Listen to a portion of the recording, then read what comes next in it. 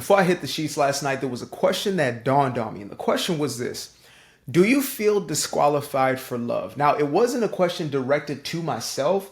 Instead, I was seeing individuals in my head, different people in different walks of life, doing different things, living in different ways, who I saw as individuals who had put themselves in this category of being disqualified for love or unconditional love, or however we want to categorize it, right? And I was thinking of, let's say, individuals who might have children, right, but they don't have a man at the house, a single mother, or whatever you may want to categorize that individual as. And I thought to myself, wow, I wonder how many individuals in that space have disqualified themselves for love. Or let's say a man who has spent time in prison and has, he has a history on him and has done certain things in his life and finally comes out of that and has changed and reformed, but might feel like he is disqualified for love. And the deeper that I got into this, the more I started thinking to myself, how much have I disqualified myself?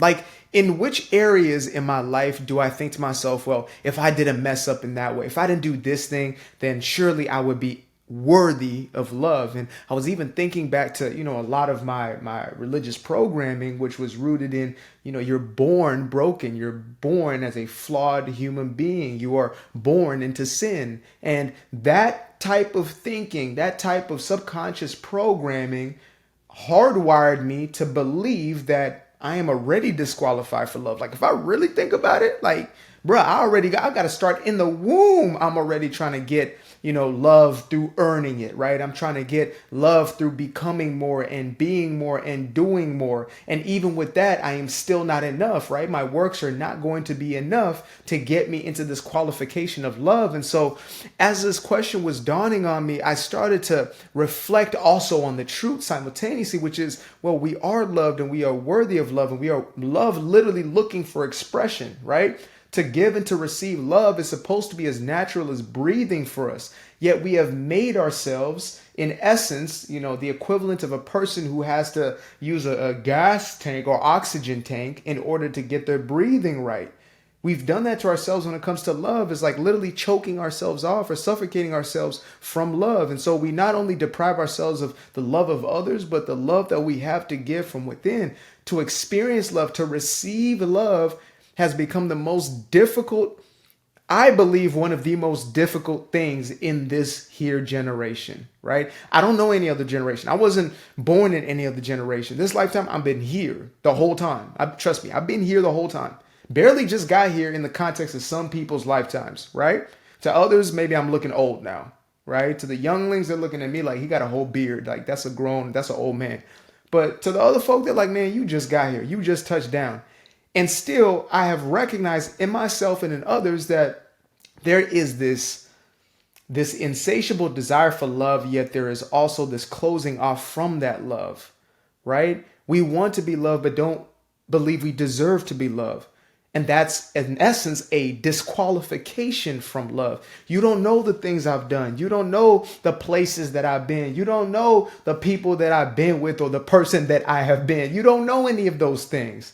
Right? And so there is no way that you could love me. If you knew these aspects of me, if you knew these parts of me, there's no way that you could love me. And so that's the narrative we carry with us, right? And again, there are a lot of these like social stigmas that are carried around. Oh, if you have this, or you're this type of person, you got this going on, then you're disqualified. Like, even if it's, from the dating pool or whatever, right? Nobody's going to take you if you got this going on. Nobody's going to take you if you got all them kids and you ain't got no man. Nobody's going to take you if you got that type of, oh, you a man, you broke. Nobody's going to take that. You're disqualifying yourself from the very thing that is looking to express itself through you, within you, and as you, right? And I know this without a shadow of a doubt, because I have diagnosed it time and time again within myself, where I would see myself on some days when I did things that I believed were productive, right? Which made me adequate, because I grew up in a household where it's utility. You're doing things in order to prove your worthiness. So I would basically have these productive days, and on those days I would feel good because I would let myself feel good.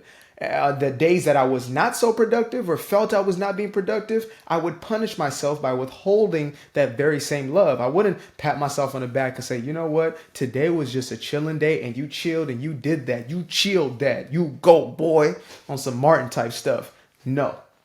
What I experienced was a self-deprivation. What I experienced was, nah, bro, you got to do better. And so I'll give myself 50 more lashes on that day, literally beating myself up, as opposed to not just having grace on myself, because grace indicates that, oh, you were doing something wrong or you're doing something bad. No, I would literally just see myself as, you're deserving of love simply because what you do or do not do does not change that simple fact. And if we were really to go off of just like written texts, right? Of the Quran, of the Bible, of the Torah, whatever it may be, we could get nuggets of that where it's like unconditional love, the love of God, etc. But once you start having this interpretation of man, or you start having this like watering down of the message, you start to get these messages like, oh, you're a terrible sinner, and if you don't get your act right, you know where you going. HE double hockey sticks. That's what they used to say when I was a kid. They said HE double hockey sticks because they didn't even want to say the word. They were so terrified. Just saying the word would make you feel the brimstone. Ooh, shivers up your spine. So, yeah, I really was in this place. I just thinking to myself like, bruh, why do you believe that on some days you're deserving of more than others, and on other days you're not deserving of any at all? Why would you even accept that for yourself? And then as I reflected on myself, I went back to everybody else, and it really started also peeling off layers of, preconceived notions and judgments I would have of other people, right? That person who's already judging themselves for where they are. Dang, I had a kid out of wedlock. Like, man, I messed up. Maybe if I just got married, then I'll be better off. Then I wouldn't be, the shame of the stain on my family. Like, no, are you kidding me?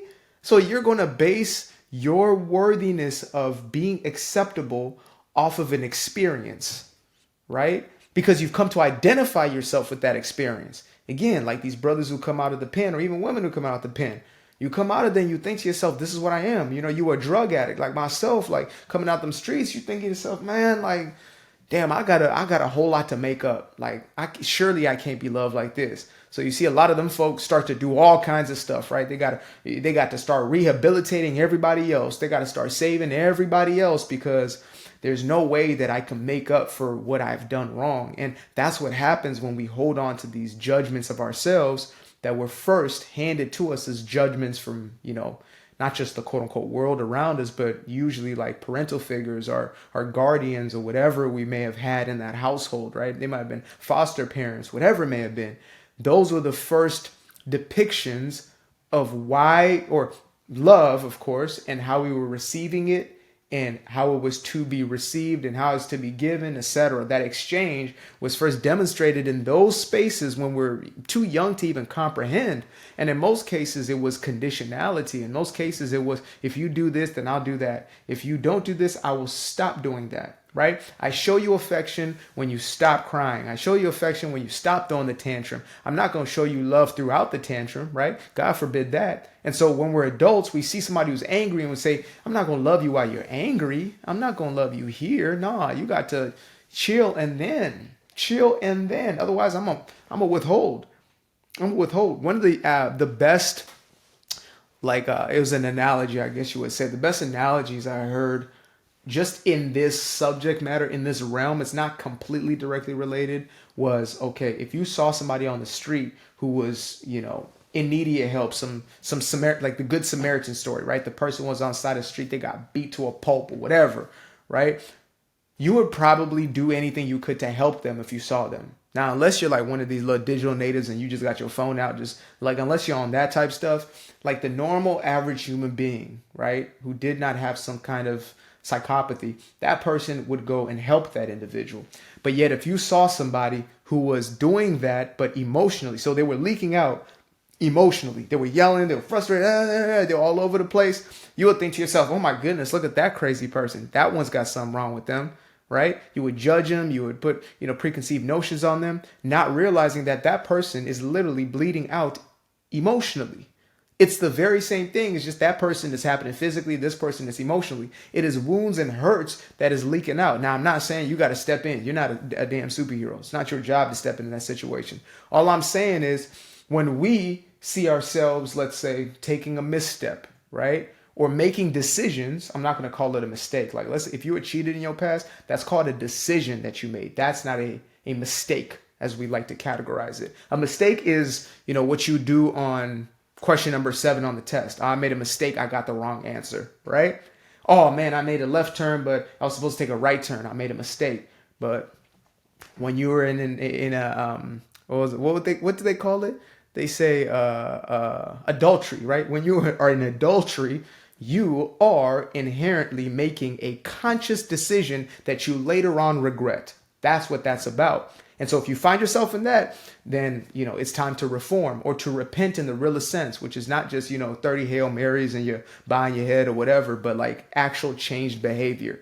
That's what that is about. And so for me, I've really come to a place after just this deep dive with myself about qualification for love is to start to view myself from the perspective of it's not dependent upon what I do or do not do. And that is nothing more than a program. So I have to remember when I want to criticize or ridicule myself, because I did this thing today, is to realize, okay, if I do feel remorse, then is there a reason for it? Okay, the reason might be I was wrong in that situation. If I was, then I can go ahead and hopefully rectify it. If I can't, then at the very least, I can rectify it within myself. But I'm not going to hold on to it and use it as a reason to beat myself up down the road. That's what we're not going to do, right? Regardless of how crazy the situation may be. There's some folk who have done some stuff in this life. And though everybody else in the world may not forgive them, they need to be able to find it within themselves. Otherwise it's just going to eat them up for the rest of your life. And you might say, oh, wow, that's right. They deserve that. If that's your thought process, then we still got some work to do. I understand. Trust me. I understand you want your justice and peace immediately. But when we start getting a little broader perception of life, we start to have different levels of understanding, right? Not just empathy, but true understanding and overstanding and understanding. And we just start to see things from a wider perspective. And this, dichotomy of good and bad starts to shift drastically, right? Where we're like, oh, well, in that person's eyes, they were justified, they were right. In that person's eyes, they were completely wrong, right? And we might not agree, but that's what they stand on. And that's what they're going to be on. Like war situations. If you went into a war and you went on one side, they would say, that's the enemy, that's the evil, right? On the other side, they would say, that's the enemy and that's the evil. Who's right in that? Both of them think that they're justified in that situation, but both dead ass wrong. So anyway, appreciate y'all for tuning in. I'm going to plug in my shameless plug right now. Doing Me Guilt-Free. It's actually a shame or guilt-free. Shame. Guilt-free plug. Doing Me Guilt-Free. My very first published book. Make sure to get yourself a copy of one of these by clicking the description and the link below, or wait for it, pinned in the comment section. Boom. You're welcome. Doing Me Guilt-Free. Even got my little picture right there. Look at that. It's my face. It's my face right there. 2 of my faces in a mirror. Yeah. Love y'all. Peace.